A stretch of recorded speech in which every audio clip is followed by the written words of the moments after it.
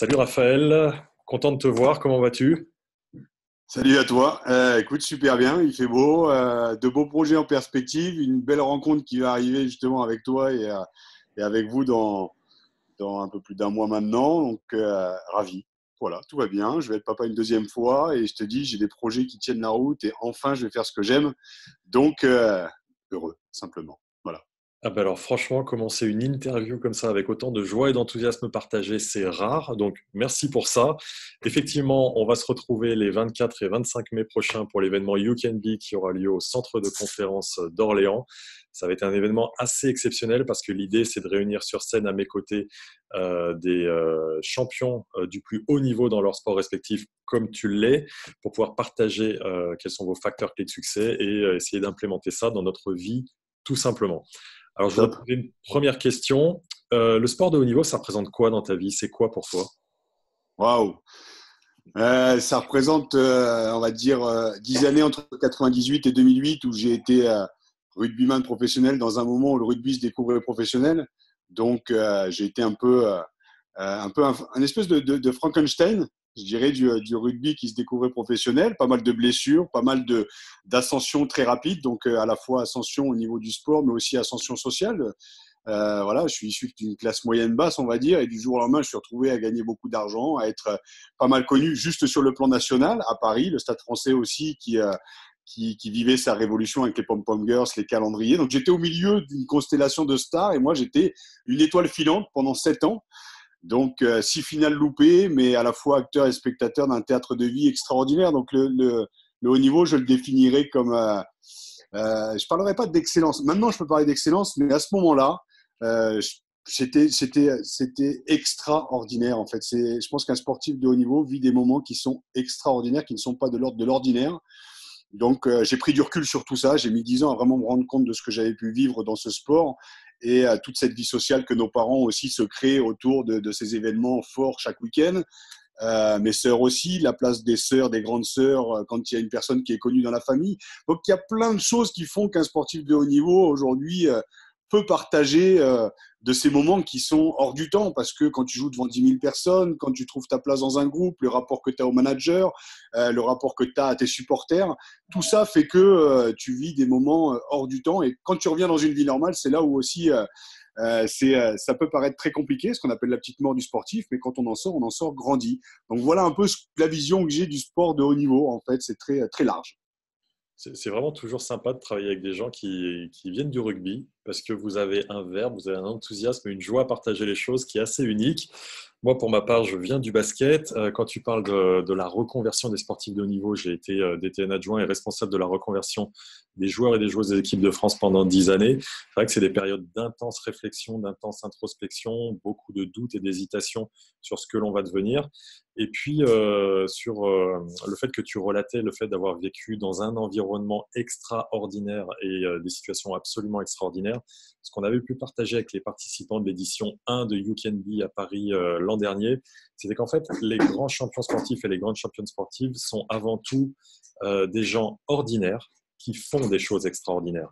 Et c'est ça qui est assez magique et qui, du coup, peut être une source d'inspiration parce que on peut se rendre compte que tous les types de personnes qui viennent assister à l'événement You Can Be, mais tout simplement qui vivent dans le monde plus classique et ordinaire, peuvent s'inspirer, essayer de se dire, tiens, Raphaël, pour ce qui te concerne, il a vécu quoi? Il est venu d'où? Et qu'est-ce qu'il a fait pour pouvoir transcender? Est-ce que tu as en tête des moments plus difficiles que tu as pu vivre et dans lesquels tu as mobilisé des ressources que tu pensais peut-être même pas possible de pouvoir mobiliser?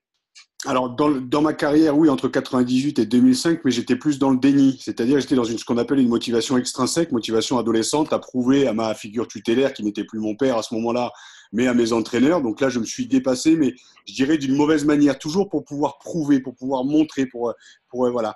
Et en fait, c'est là où arrive, dans l'entreprise, c'est là où arrive la dépression et le burn-out parce qu'il n'y a plus trop de sens. Et dans le sport, quand on est dans une mauvaise motivation, cette motivation extrinsèque adolescente, arrive la blessure et arrive aussi le burn-out parce que ça existe dans le sport. Donc je l'ai vécu au niveau du sport. Ce qui est énorme, c'est quand je relate mes expériences au monde du sport, le monde du sport qui a du mal à se remettre en question, dans une période où moi j'avais 19, 20 ans et 21 ans, a du mal à se remettre en question et me montre du doigt en disant mais attends Raphaël Poulain, si tu n'avais pas autant picolé, si tu n'avais pas autant pris de muscle, tu ne te serais pas blessé, donc c'est de ta faute. Donc là, on n'est pas du tout dans la co-responsabilité. On est dans le triangle de Cartman où les mecs se mettent en victime en disant mais tu étais bourreau de ton corps, c'est toi qui as fait que tu t'es blessé. Aucune remise en question, ou très peu en tout cas. Donc ça, c'est sur le plan de ce que j'ai pu vivre sur le plan du sport en lui-même en tant qu'acteur. Donc j'étais vraiment dans cette source de motivation, donc à me dépasser. C'est plus, il fallait que je dépasse mon propre ego, mais j'ai pas réussi. Et après carrière, c'est là où j'ai pris du recul et de la hauteur. Des moments très compliqués parce que j'ai fait un burn-out, parce que j'ai fini à l'HP, parce que j'ai failli tuer ma nana, parce que j'étais en mode sauveur, sauf que j'imposais aux autres ma réalité. Donc, j'étais dans des jeux psychologiques complètement hallucinants. Et moi, je ne me suis pas plongé dans la coke, dans l'alcool ou dans les addictions d'après-carrière que beaucoup de sportifs vivent. Je me suis plongé dans la philosophie et dans la psychologie. Donc, c'est tout aussi dangereux parce que je suis devenu con et dogmatique. Tu vois le bordel? Voilà. Carrément. Voilà. Donc, jusqu'au moment où ma femme, elle m'a dit, bah, t'es devenu un gros con, donc c'est terminé. Elle était aussi, elle, dans sa phase aussi de développement, fin d'adolescence. Donc là, burn-out. Et puis, bah, à ce moment-là, je me suis dit, bah, je peux pas sauver le monde, je peux pas sauver mes parents, je peux pas sauver ma femme. Bah, je vais déjà apprendre à me sauver moi-même. Donc c'est là où, voilà, je parle d'amour filial, c'est l'amour de soi et l'amour de l'autre dans sa différence. Mais pour aimer l'autre dans sa différence, il faut déjà s'aimer soi-même. Donc j'ai décidé de faire une introspection et de bien comprendre tout ce que j'avais théorisé pendant 5 ans d'un mec super intelligent en apparence, mais qui en fait était creux à l'intérieur. Donc j'ai réussi à équilibrer le niveau entre le physique que j'ai et l'espèce de carapace psychologique que je m'étais formé. Aujourd'hui, je trouve l'équilibre en tant qu'homme voilà, qui arrive à penser par lui-même. Mais ça a été vulgairement un putain de voyage quand même. Donc j'ai réussi à me dépasser, mais dans les moments les plus difficiles en fait. Ouais, c'est chouette parce que ça va donner plein de sources d'inspiration pour les gens qui vont venir nous voir. Tu parlais de la motivation extrinsèque qui est vraiment tournée vers les résultats extérieurs et qui se produit à l'extérieur. Alors qu'on sait que la motivation intrinsèque nous ramène au sens, au pourquoi on fait les choses. Je pense à la conférence TEDx de Simon Sinek qui parle sur le pourquoi justement. Pourquoi est-ce qu'on décide d'aller s'engager dans un combat sur le terrain comme tu le faisais dans ton sport? Tu nous parles de ton burn-out sur lequel tu vas certainement revenir et qui, je pense, pourra aider beaucoup de personnes qui soit ont vécu ça, soit se disent que ça peut arriver à un moment donné. Le burn-out, en fait, c'est pas la charge de travail qu'on a, c'est pas le temps qu'on y consacre. On peut très bien être entrepreneur et travailler 80 heures par semaine et ne jamais faire un burn-out. Ce qui fait un burn-out, très clairement, c'est la perte de sens quand on ne sait plus pourquoi on est là et pourquoi on fait les choses. Et donc, ça sera intéressant de regarder ça. Et puis, autre point important, je suis grand fan du triangle de Cartman que tu évoquais parce qu'il explique tellement sur les relations humaines et on s'aperçoit que l'on y entre par l'angle de victime, par l'angle de sauveteur ou par l'angle de persécuteur, tôt ou tard, on basculera dans les deux autres angles et surtout, on n'arrivera jamais à créer des relations fécondes et positives avec notre environnement et tout part dans le fait de mettre de la conscience sur notre propre fonctionnement dans ça pour mieux pouvoir ensuite interagir avec les autres. Les aider, je ne sais pas, les accompagner potentiellement. C'est vraiment la clé de tout, en fait. Tu parles d'aide aujourd'hui. Moi, pendant des années, j'étais inconsciemment en mode sauveur. Donc, je faisais des conférences. Donc, dans le paraître, j'avais le bon discours. Mais dans l'être au quotidien, je me comportais comme un connard avec ma femme. Tu vois le truc? Ouais, Donc, il a fallu équilibrer les deux et ça a demandé un retour à soi. La plupart du temps, on est dans des modes de fonctionnement qui sont plus sauveurs ou victimes. Mais on n'est jamais bourreau. C'est toujours de la faute des autres. Donc, tu vois, la motivation extrinsèque, c'est toujours de la faute des autres. On reste dans des relations adolescentes. Pour être dans une relation, je pense, adulte, il faut sortir du triangle de Cartman, donc sortir de la hiérarchie de pouvoir pour rentrer dans ce qu'on appelle la hiérarchie de compétences, à dire, ben oui, je suis co-responsable des situations dans lesquelles je me suis mise. Donc, tu as des compétences que j'ai pas, j'ai des compétences que tu n'as pas. Et ensemble, on peut travailler à un objectif commun. Mais c'est pareil, homo ou hétéro pour fonder une famille. Dans le travail, en amitié, c'est pareil. Capacité d'avoir une belle amitié, ben, c'est aussi d'avoir la capacité de dire à son pote, là, tu me fais chier, sans que l'autre sans avoir peur que d'adulte à adulte. Et puis, dans l'amour, c'est pareil aussi. En amour, on est toujours en mode un peu sauveur, un peu victime. Ah oui, c'est toujours de ta faute parce que tu m'as fait ça et toi, tu m'as fait ça. Et puis, il y a un moment où il faut sortir de ce triangle. Le fait de le conscientiser et de le partager, les gens peuvent s'identifier, je pense, à une autre manière de s'aimer que ce qu'on appelle l'amour éros, qui est de la passion, qui est de la destruction, qui est toujours cette espèce de hiérarchie de pouvoir où on a toujours envie de prouver, de lutter contre l'autre, alors qu'il faut apprendre à vivre ensemble. Et tout ça est sociétal, hein, c'est des problématiques qu'on rencontre bien au-delà du sport et dans nos relations les uns avec les autres. C'est ça, le sport de haut niveau, en fait, c'est juste pour moi un prétexte d'aller chercher et explorer un territoire qui est fait d'une forte intensité, d'une forte médiatisation pour nous renvoyer à l'essentiel de ce qu'on a à faire. La clé du leadership, à mes yeux, à moi, c'est la pleine et entière responsabilité de tout ce qui nous arrive. Ce qui veut dire que quand on a des échecs, des difficultés, immédiatement commencer par se dire qu'est-ce qu'il en est de ma responsabilité et pas essayer d'aller trouver des attributions causales externes. En sport de haut niveau et en sport collectif, on connaît bien le fameux on a perdu, c'est la faute de l'arbitre. Autrement dit, attribution causale externe. J'attribue la cause de la défaite à quelqu'un d'extérieur et pas à moi.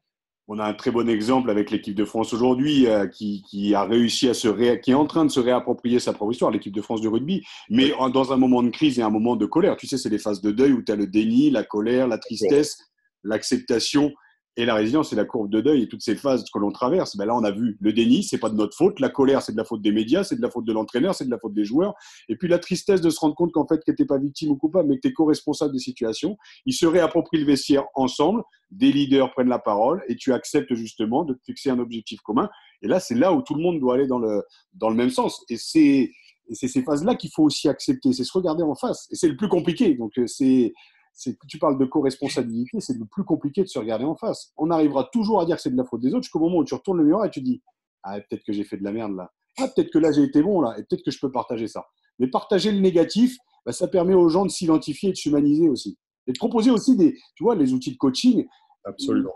Et comme ça, de les proposer intelligemment par le partage, justement. Pas dire pensez comme ça, mais dire voilà ce que j'ai vécu, ça vous parle. Ouais, voilà, on peut peut-être faire les choses différemment ensemble. C'est ça qui est intelligent. Si tu dis à un mec de 18 ans comme un mec de 40 ans, fais ça parce que c'est comme ça, le mec va se mettre en victime, va se dire, ou va te regarder comme une espèce de sauveur, ou va se dire, mais c'est pas envie de ça. Si tu racontes ta propre histoire et que l'autre se dit, ah ouais, mais ça, je l'ai vécu, là, tu peux rentrer dans un truc qui est, voilà, je dirais, sur un pied d'égalité avec l'autre. Voilà. Je vais loin, mais et voilà. C'est exactement ça, c'est-à-dire que pour pouvoir sortir et exprimer son plein pouvoir, c'est considérer qu'on est une pièce à deux faces avec des choses magnifiques, rayonnantes et lumineuses d'un côté, mais obscures de l'autre. Et en fait, c'est vraiment pleinement développer un amour complet de l'ensemble de ça pour pouvoir rayonner pleinement et faire les choses. Et ça, c'est valable pour les gens dans la vie de tous les jours, c'est valable pour les grands performeurs, que ce soit des entrepreneurs, des sportives et des sportifs et des artistes. Et j'ai tellement hâte qu'on aille beaucoup plus loin avec toi pour partager ces sujets-là, parce qu'on pourrait y passer des journées et des journées. Je pense qu'on va passer vraiment un très très bon moment. Tu sais, ce qui est agréable dans ce genre de partage aussi, c'est qu'en fait, tu te rends compte que nos parcours peuvent être complètement différents à des moments donnés de nos vies, à 18 ans, 35 ans, 50 ans, mais qu'en fait, c'est assez universel en fait. Tu parlais de sens tout à l'heure, c'est quel sens on donne à nos vies. Moi, j'ai eu la chance d'avoir une réussite humaine fantasmée à 20 ans avec l'argent, la gloire, la notoriété, les nanas, les pommes converse, les bagnoles et tout ça. Et je me rends compte qu'à 38 ans, bientôt 39, j'ai mon deuxième gamin qui arrive. Et je me dis, putain, être un héros aujourd'hui, c'est déjà de changer mon gamin avec moins de 28 lingettes, parce qu'il faut être écolo. Et puis, c'est de remplir ton frigo et de passer et te dire que 3000 balles par mois, c'est super, c'est génial, c'est de se sortir de ça. Alors que j'en ai touché 8 ou 10 il y a 10 ans ou 15 ans. Donc, s'humaniser. Une réussite, c'est d'être dans le partage. J'ai la chance aujourd'hui d'être parrain d'une association qui s'appelle Oval Citoyen, qui va intégrer des migrants, intégrer des jeunes SDF et intégrer des jeunes sortis de prison par le biais du rugby. Les mecs m'ont appelé, moi, je ne savais pas qui j'étais à ce moment-là, et j'ai dit, mais j'y vais les deux pieds les deux mains, parce que le sens, c'est là aussi la capacité de transmission et la capacité de se tourner vers les autres. Mais pour se tourner vers les autres, il faut déjà considérer qu'on est des belles personnes en devenir, et après, on peut donner. Sinon, tu vas toujours donner pour attendre quelque chose en retour. Et c'est la troisième forme d'amour. Après l'amour héros, c'est philéi. L'amour agapé, c'est donner sans rien attendre en retour. Et c'est là le moment où tu te sens bien, où tu es bien. Je pense qu'on va vraiment passer un très bon moment. Je pense que ça va être cool. Hein. Ça va être extraordinaire. On va pouvoir tous creuser sur quelle est notre source de leadership, qu'est-ce qu'on peut faire, comment est-ce qu'on peut donner notre maximum avec ce qu'on est, avec qui on est, avec notre degré de conscience à ce jour. Et vivement qu'on y soit, 24 et 25 mai, avec des gens passionnants comme toi pour pouvoir échanger sur tout ça. Merci à toi pour ces quelques minutes d'échange qui, moi, me demandent juste de faire accélérer le temps pour qu'on s'y trouve. Plein de bonnes choses pour tes super projets, puisque tu nous disais en amont plein de belles perspectives. Je vous raconterai ça et je te raconterai tout ça justement le 24 et 25. On fera juste une petite parenthèse de 2 minutes. Mon deuxième enfant sera arrivé.